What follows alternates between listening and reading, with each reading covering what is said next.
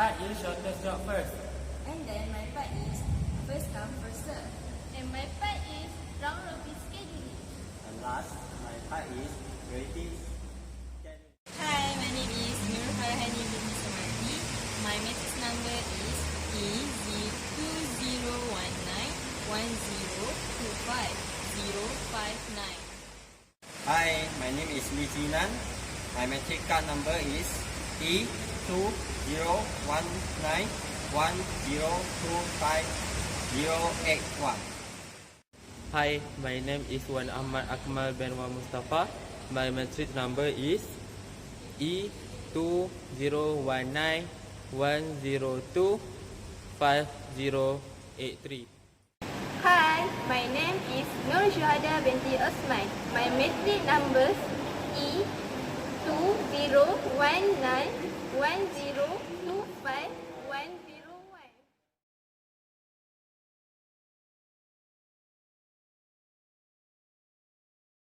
First come, first serve (FCFS) is an operating system process scheduling algorithm and a network routing management mechanism that automatically executes queue requests and processes by the order of their arrival. With first come, first serve, what comes first is handled first. The next request in line will be pre-executed once the one before it is complete. FCFS is also known as first in, first out (FIFO) and first come, first choice (FCFC). First come, first serve provides an efficient, simple, and error-free process scheduling algorithm that serves valuable CPU resources.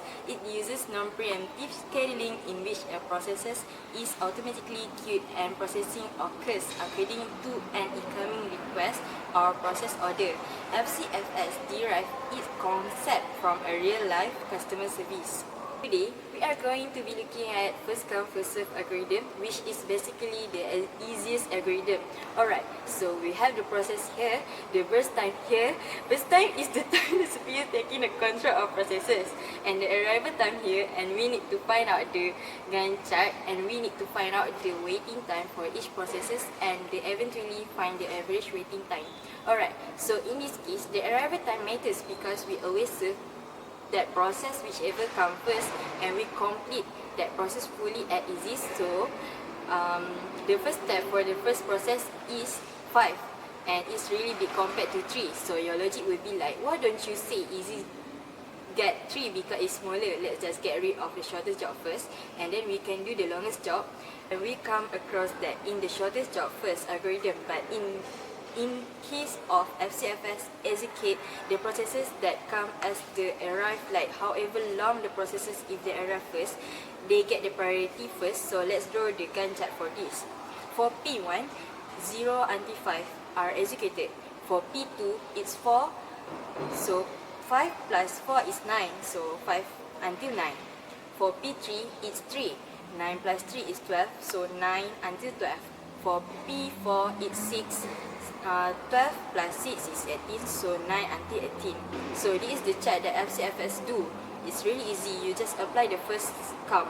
Whatever process that comes first, we execute them first. Now let's find out the waiting for the processes. Waiting time for the first process is 0 because first process came first and it didn't need to wait at all. It just executed like whatever time it arrived, which is executed at that time. So the waiting time for the first process is 0 minus 0 like the burst time in the chart. The arrival time here, so it will be 0. The waiting time for the first process is 0. It executed for 5 seconds. Alright, but within that time, the process P2 has already appeared in the queue. Has already appeared in the CPU, but we didn't complete this whole process T5, and then we just started executing process P2. So it had to wait for some amount of time. So 5 minus 2 is 3. So the waiting time for the process P2 is 3 because it had to wait 3 seconds to execute 3 more seconds.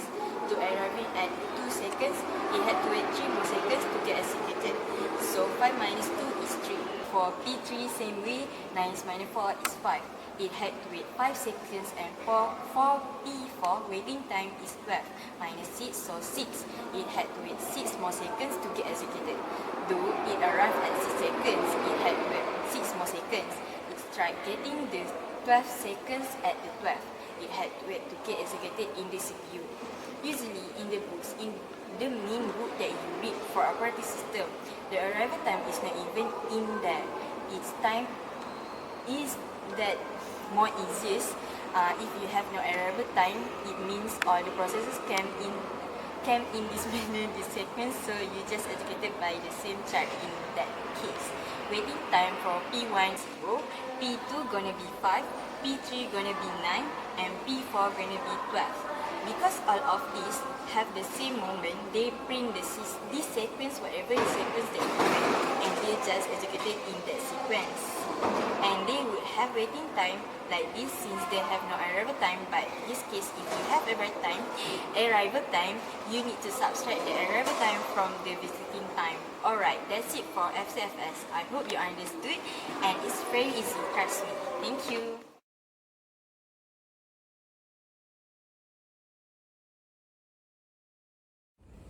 Shortest job first scheduling. Shortest job first scheduling works on the process which the shortest burst time or duration first. This is the best approach to minimize waiting time. This is used in batch system. It is of two types: non-preemptive, preemptive. To successfully implement it, the burst time or duration time of the process should be known to the processor in advance, which is practically not feasible all the time. This scheduling algorithm is optimal if all the jobs or processes are available at the same time. Preemptive shortest job first. Consider the below process are available in the ready queue for execution, with arrival time as 0 for all and given burst time.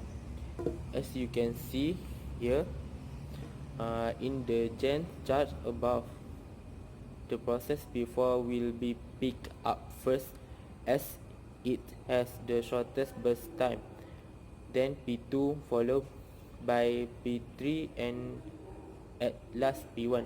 We schedule the same set of the process using the first come first serve algorithm in the previous tutorial, and average waiting time to be 18.75 millisecond, whereas with shortest job first, the average waiting time comes out 4.5 millisecond. Problem with non-preemptive shortest job first. If the arrival time for process are different, which mean all the process are not available in the ready queue at the time 0 and some jobs arrive after, sometimes in such a situation, sometimes process with short burst time have to wait the current process execute to finish because it's non-preemptive shortest job first on arrival of a process with short duration. The exist job or process execute is not halt or stop to execute the short job first. This lead to the problem of starvation, where our shortest process has to wait for a long time until the current longer process get executed. This happen if shortest job keep coming, but this can be solved using the concept of aching. Job first. In the preemptive shortest job first schedule, jobs are put into ready queue as they arrive, but as a process with short burst time arrive, the existing process is preemptive or removed from execution, and the shortest job is executed first. As you can see here in the Gantt chart above, as P1 arrive first, hence its execution starts immediately, but just after 1 millisecond, process P2 arrives, with a burst time of 3 milliseconds, which is less than the burst time of P1. Hence, the process P1 1 millisecond than 20 milliseconds less is parameterized and process P2 is execute. As P2 is getting executed after 1 millisecond, P3 arrives, but it has a burst time greater than that of P2, hence execution of P2 continue, but after another millisecond, P4 arrives with a burst time of 2 milliseconds.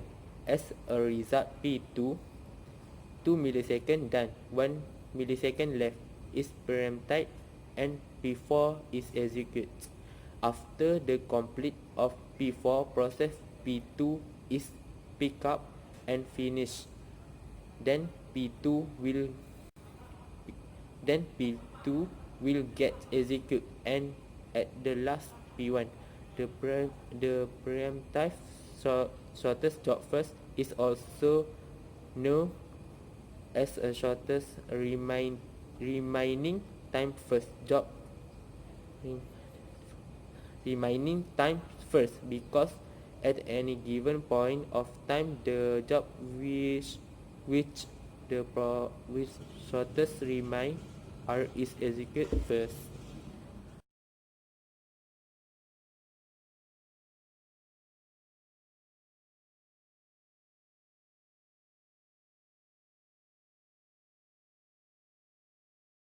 Hi, I am Lijinan.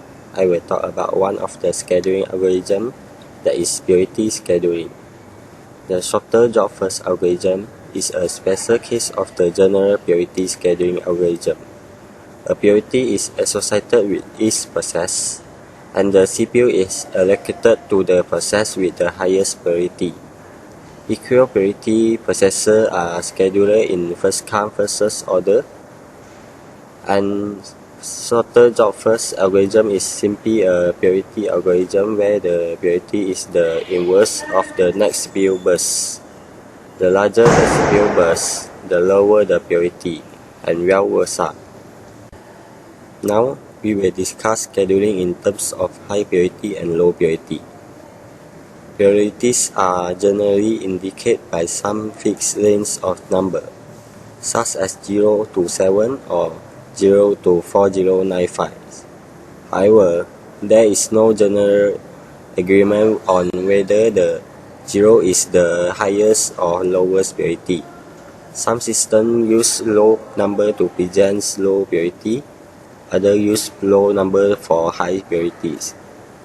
This difference can lead to confusion, but in this tag, we assume that low numbers represent high priority. As an example, consider the following set of processors assumed to have arrivals at time 0 in the order P1, P2, P3, P4, and P5, with the length of the CPU burst given in milliseconds.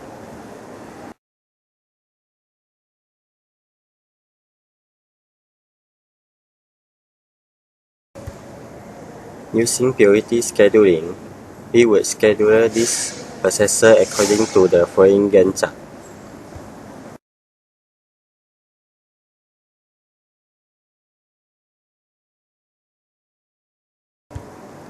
Priorities can be defined either internally or externally. Internally defined priorities use some measurable quantity or quantities to compute the priority of a process, and then external priorities are set by criteria outside the operating system. Priority scheduling can be either preemptive or non-preemptive. When a process arrives at the ready queue, its priority is compared with the priority of the currently running process.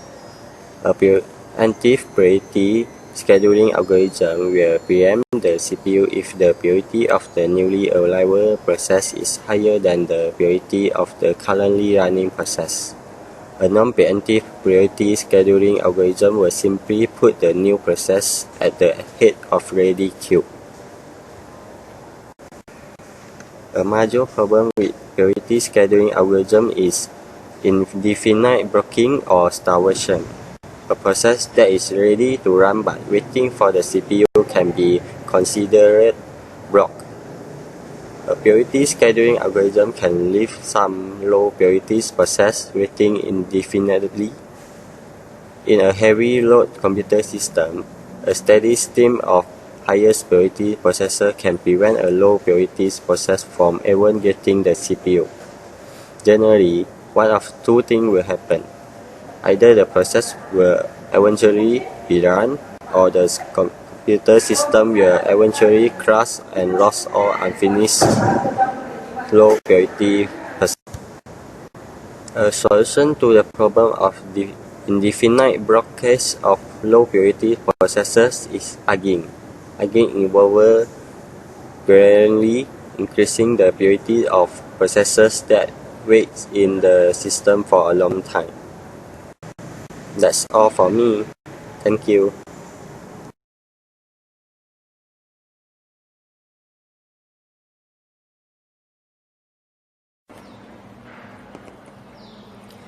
What is round robin? Round robin scheduling is the primitive scheduling in which every process is executed in a cyclic way. In this particular time slide is allotted to each process which is known as time quarter. Every process which is present in the queue for processing, CPU is assigned to the process from the time quarter. Now if the execution of the process get completed in that time quarter, then the process will get terminated. Otherwise, the process will again go to ready queue and the previous process will wait for the turn to complete its execution. This driver is named from the principle which is known as a round robin, in which every person takes an equal share of anything they have in turn. We make use of round robin scheduling algorithm in a time sharing system. Scheduling have many advantages and disadvantages. Advantage of round robin scheduling: firstly, it's simple. Next, it is easy to implement. Then, it's deal with all process without any priority. Next, in this, all jobs get easily allocated to CPU.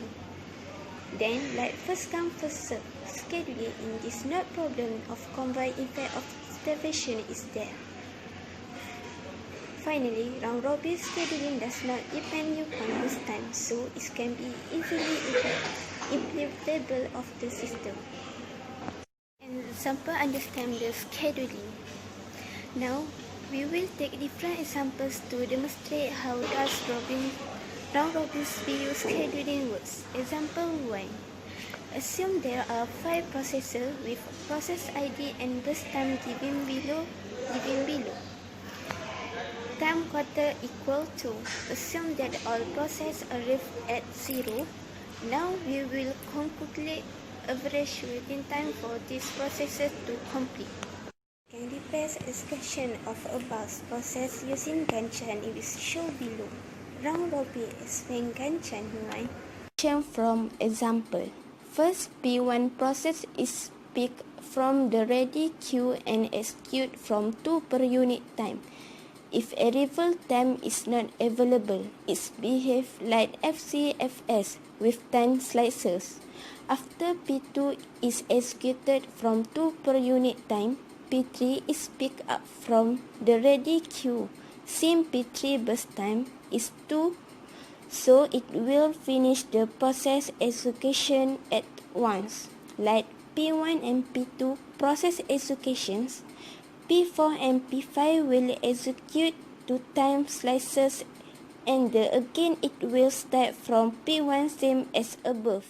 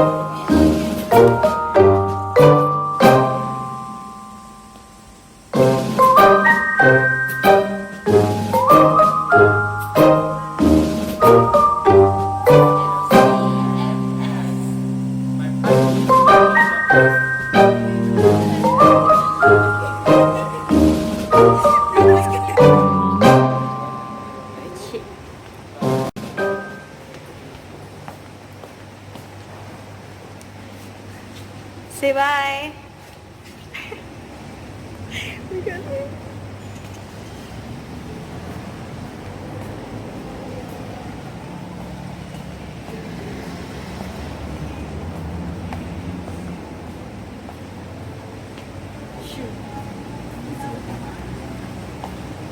Thank you.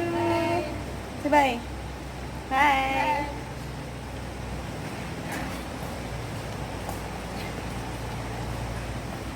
Akmal. Okay. Bye. Thank you for watching our video. That's it from us. Bye. Tertahan hati ini selalu untukmu. Terimalah lagu ini dari orang biasa, tapi cintaku padamu luar biasa. Aku tak punya bunga, aku tak punya harta,